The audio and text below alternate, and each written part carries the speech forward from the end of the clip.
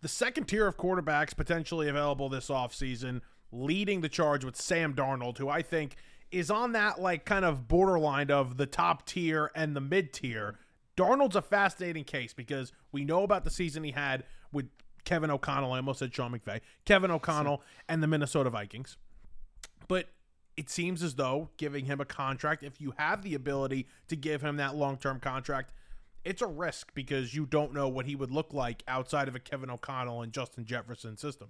Yeah, you don't know what he would look like. And, how do you view Darnold? Do you view him as basically a rookie because of this career reset? And, the Jets could have been like college 2.0, that experience wasn't the best under the Adam Gase system. The Jets, Panthers, 49ers, all were the college stopgaps. I mean, you move from like the MAC to the freaking Big 12 to the SEC. Like, how did that work? So how do you view Sam Darnold right now? I mean, he just had an pretty much MVP caliber regular season. Unfortunately, I think he really damaged his offseason and free agent outlook with the performance he had week 18 against the Lions, and then especially the performance in the wild card game against the Rams. I think he cost himself years and millions with those two performances. But listen, this guy could still be developed into a better postseason quarterback, a guy who gets more comfortable as a starter. That's why I said, how do you view him? Do you view him as a rookie? Because he finally was a stable starter for the first time in his career. And like we saw with Baker Mayfield, a guy who stepped in with the Buccaneers and had a good regular season and is now showing he can do it again, and he's stepping up and improving even more. Can the same happen with Darnold? The one thing I wouldn't do is if I was a team that wasn't ready for a quarterback, right? I wouldn't go out there and sign him. And I wouldn't sign with you if I was Darnold. Like if the Jets said, here's $40 million a year, and I don't want to pick on the Jets, but I'm just saying a team that wasn't ready. The Raiders, if the Raiders said, here's $40 million a year, I wouldn't sign with you because I know how this is going to end up. But if a team like the Colts, who I think are the best fit for him, said, we're going to sign you, this is what we want to sign you to, I think it makes a ton of sense. If you're a quarterback-ready team, I think you can get the best out of Sam Darnold. He's one of those guys that needs the really good offensive system with the steady offensive line and the nice playmakers. He needs that. And if you give him those ingredients, he could be a really good quarterback. Yeah, I agree that he should be looking at a win-now team, or a team that's ready to bring on a quarterback, obviously. But if he doesn't have the option, if beggars can't be choosers and only the Raiders and the Jets and they're throwing him money at him like that, obviously he's going to have no choice. But I'm actually going to challenge you on that with the Colts, because I do think the Colts would be a solid fit for him, keeping things in a vacuum. But considering Anthony Richardson and the fact that they still want to give the chance that this guy ends up being the franchise quarterback, but they're encouraging a quarterback competition, they come out and said that.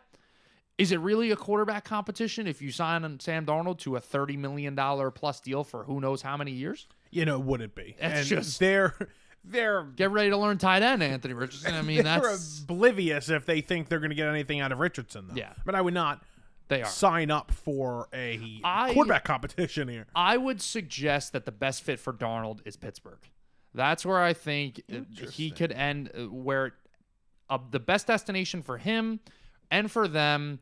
You have finally, hopefully, stability at that position, stability you haven't had since Big Ben left. They've been going from quarterback to quarterback. They tried drafting one in a very poor class with Kenny Pickett. That obviously did not work out. Signed Justin Fields last offseason. We thought maybe that would be a potential franchise quarterback for them. Then they bring Russ into the fold, and now you're like, well, there's a quarterback competition. What's going to happen there? Now that both of them are on the market this offseason, I think if they're going to make a decision on either one, it's going to be Fields, but who knows? Both of them might be gone. I think Russ is very unlikely at this point, but I think Darnold is a guy that you bring in. We know about the connection with Justin Jefferson last year and the ability to make the big plays. Sam Darnold made a lot of big plays last year and connected on some real deep, exciting passes to Justin Jefferson. Not that George Pickens is the same receiver, but he's a guy who has that same ability to make a playmaker to make that big explosive play. And I think him and Darnold could be a nice tandem. I don't hate that at all. It's not a bad fit. You would give yourself, like you mentioned, the stability. He's a big guy. I think he could play I think he would be somebody that could handle the bad weather. You're going to have to deal with some bad weather in Pittsburgh. I don't hate that at all for Sam Darnold. I think, again, I want a good offensive system and I want a good offensive coach, and I don't know if I'm getting that with the Steelers. Is Arthur Smith the right guy to coach Mr. Sam Darnold? I don't know, but is Shane Steichen? Shane Steichen. I was about to call him Jonathan Gannon. Is Shane Steichen? Do we know for sure? I don't know. You don't. You don't know. Like, do we know for sure? Obviously, the success was there with Hurts in 22, and then he moves over to the Colts in 23, and Anthony Richardson comes out firing out of the gates, and it looks like he's going to be the next best thing. He almost makes the playoffs with Minshew, Gets hurt, almost makes the playoffs with Minshew, and we're like, wow, yep, this is an offensive mind. And then this past year, you get Anthony Richardson in a disastrous sophomore season, and Joe Flacco, who we saw succeed in Cleveland with Kevin Stefanski, not have the same exact success with the Colts. Have actually showed signs of being like, oh, so that's why Joe Flacco is 40 years old and not everybody wants him. I think Darnold is very lucky because he is a free agent. Obviously, he's coming off a really good season, but he's coming off a good season in a year where it's a weak quarterback class. And Darnold's a younger guy still, especially for a free agent that's a quarterback. So I think he's really lucky because you are going to have one of these teams that says, well, I can't get up to a spot to draft a quarterback, and I don't even know if I want to get up to a spot to draft a quarterback. I'm going to take a chance. Yes, it's a big financial commitment. It's more of a financial commitment than a draft pick, but I'm going to make that commitment to Sam Darnold at a 3-year. I like the Baker Mayfield comp for him.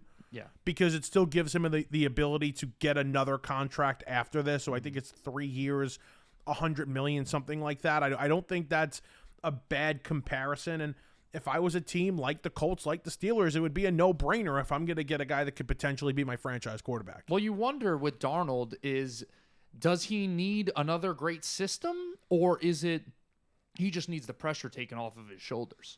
Because with the Vikings, the expectations were not there coming into the season. But I just think in general, the talent that was around him as well, the offensive line, we know about the weapons, Justin Jefferson being the most notable, obviously, considering he's the best in the sport.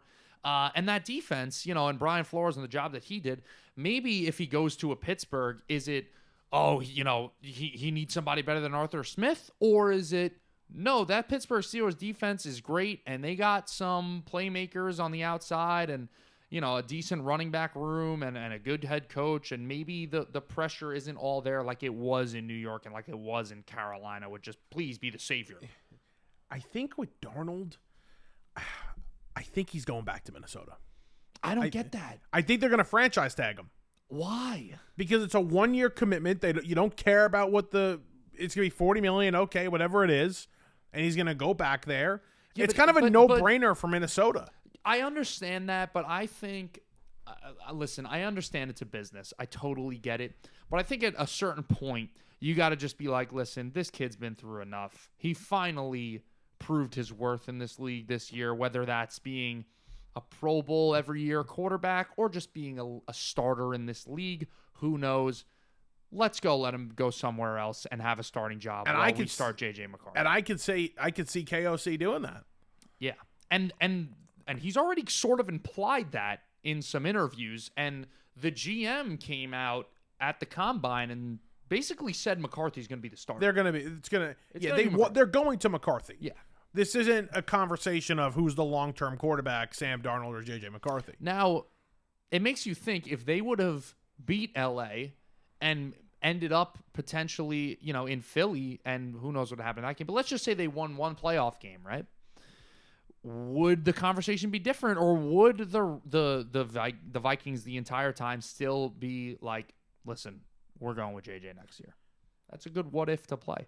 I think O'Connell has to be very confident in his abilities to say and go to the front office and tell them, hey, I can have us competitive with J.J. McCarthy next season because you had a guy that for at least a season in that situation proved to be a top 5 quarterback in the NFL in 2024. Yeah. So you're going to essentially recommend, hey, we don't have to franchise this guy. Let him go get a long-term contract elsewhere, and we're going to go with a rookie.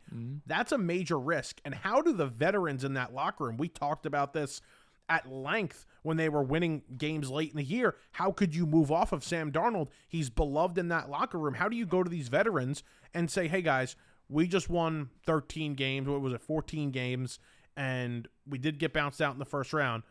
We're going to go with a new quarterback, though. We're going to let that guy go. And we're going with a rookie. I think at a certain point you got to realize in that locker room, like, kind of put on your ESPN hat for a second and look at the game from a different perspective without being we had such a special year last year and Sam Darnold's such a great teammate, and be like, they might be right. Kevin O'Connell is a great coach, and they brought in a guy who was a backup for years in Carolina and San Francisco. For back-to-back years, he's a backup, and now all of a sudden becomes an MVP candidate.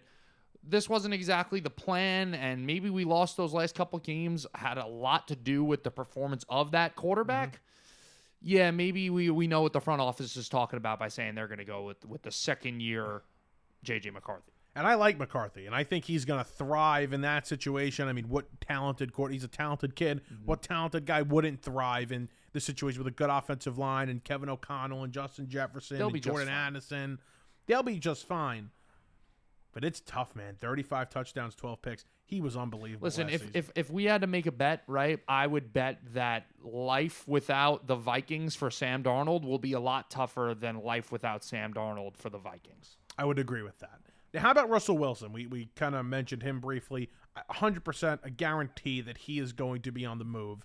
I think Russ is the perfect bridge guy. Whether you draft a quarterback and you want Russ to start for most of the season before you give the keys to the rookie, or you're in a weird situation and you kind of just need to compete and win some games this year, let's put Russ in there. Professional, will do whatever he can, right? He's not great, but he's not bad. Right.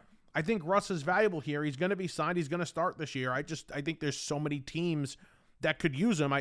It's tough to predict which team is going to. It's very tough to predict, and a lot with this quarterback carousel this offseason is what's going to happen in the draft. Like you just said, if the Tennessee Titans are actually going to select Cam Ward and all this buzz about them trading down is not true, then is Russell Wilson coming to Tennessee a realistic option? They should. Bridge guy, bring him in. A Kirk Cousins, bring him in. Somebody to bridge for the rookie quarterback. It's not a bad idea. To me, it seems like a classic Raiders move to me here. It seems like all the signs are pointing to the Raiders because, we discussed previously Matthew Stafford and Aaron Rodgers being potential fits for the Raiders. I don't think they're going to end up getting either one of those guys. And to me, it's classic for the Raiders to say, all right, we missed out on this. We just brought in, obviously, the elephant in the room. We brought in Pete Carroll, who Russ has experience with in Seattle. Obviously, they won a Super Bowl together and went to another one. That, to me, screams Las Vegas Raiders. What about Russ being a potential bridge for J.J. McCarthy? You don't want to start McCarthy right away. Maybe he needs a few weeks, and you tell Russ, hey, listen, you're going to be able to thrive in this system. Maybe we'll make you some extra cash the year after. You start half the year, and you say, hey, holy crap, he looked good, or trade him at the deadline to a contender. Not the worst thing. Bridge, normally, we're using Bridge as sort of mentor here, but Bridge is, we don't have a quarterback. We need somebody to fill in here. We haven't discussed New Orleans, who, we could potentially see moving on. It seems likely that they're going to be moving on from Derek Carr. And Russ could be a guy that you bring over to New Orleans with a new head coach in Kellen Moore. And, maybe you compete a little with Russ. You think he keeps that first year a little exciting, and then you go draft the quarterback or see who comes available to you the next offseason. I don't think Spencer Rattler is the solution for the Saints right now. I think Russ makes a lot of sense with the Giants. The Giants were interested in him in last year. I think he makes a ton of sense here, whether you draft a quarterback or not. It's not the big swing that Stafford is. He will, I don't think the numbers will be as good as Stafford, but close to Stafford, especially compared to what Stafford did in the past season. I think it's just a perfect perfect marriage. Let me ask you, does Russ, does he still come with that same stigma that he came with when he left Seattle and when he left Denver, right? We remember when he first got to Denver and all the stuff that he had his own office and all this, his former Seattle Seahawks teammates coming out saying, he's a dirtbag, he's a bad teammate, he's a narcissist, whatever the hell they were saying. You think that still exists or that's kind of forgotten about at this point? He's kind of changed his image. I don't know, because apparently he was like the teacher's pet with Tomlin last season too. Yeah. According to people in that locker room. So I don't know. To me, if that's true and I believe it, Raiders would be like the last spot for him then, because he's gonna, that him and Pete Carroll, it's gonna be like, oh, the old band's getting back together. But I think I think from what you've read, Carroll would welcome it at this point. I think they have a good relationship. Yeah. I don't know. I think the Giants. I think the wife. You remember the rumors years ago before he was traded to the Broncos? The rumors for a couple of years were that he was going to get traded to the Giants. Mm-hmm. Why would you want to go to New Jersey? Well, it's New York, dude. Come on. It's New York Giants. It's New York Giants. New Jersey. Who doesn't want to go to the Meadowlands? You have the Mall of America right there. Yeah, right. It's beautiful. The racetrack. The turnpike. It's great. It's perfect. Yeah. I love New Jersey. I hate the Meadowlands. It's gorgeous. I love everything about the state except that. Right. You just like that you can gamble in it. I like the Jersey Turnpike. I like the Garden State Parkway. I like Atlantic City. I like the Are Jersey you being serious Shore. that you're the first person in America to say that you like the Jersey Turnpike? No, I love driving. No, not the Jersey Turnpike. Garden State Parkway. Okay. I love the Garden State Parkway. I would buy merch that said the Garden State Parkway. The views of everything, it's terrible. It's everybody thinks New Jersey is a trash land because everything you drive through, it's just oil rigs. Because people don't know. Okay. They don't know. Drive down the Garden State. There's actually nothing on the Garden State. But still, I love Jersey. I'd move to Jersey right now. Terrible. Said no one ever. Justin Fields is available. Yeah. You want him? I heard Jets. Big rumors of the Jets. Big rumors, Justin Fields of the Jets. Come on, make it happen. To me, Fields is the guy of all these guys we're talking about that relies most on what teams are planning to do in the draft. If you are a team out there and you don't really have plans, right? Like you didn't sign Rodgers, you didn't trade for Stafford, you didn't get some of these veteran guys, and you don't think you're going to get a young rookie in the draft, then Fields is your guy because he's a guy you could sell to your fan base. Mm-hmm. He's a guy you could sell to your locker room. He's a young guy who could potentially, his ceiling, he could be your franchise quarterback. Like, the jury is still a little bit out there on Justin Fields, even though me and you disagree.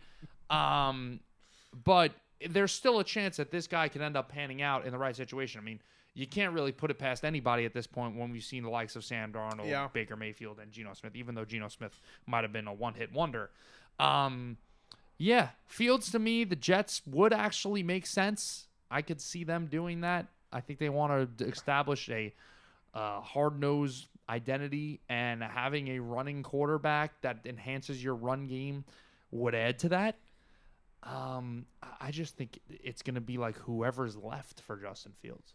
Yeah, it's a good point. He's a project, right? So it would be an offensive coach or a guy like Aaron Glenn who's trying to establish a culture and say, hey, I want competition here. Yeah. Maybe. I don't think the Jets would sign him without having somebody, and I don't think many teams would do this, without having somebody to compete with him.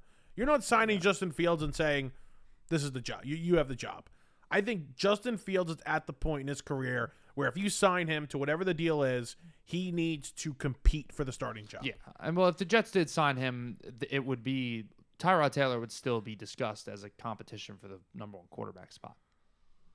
I love Tyrod.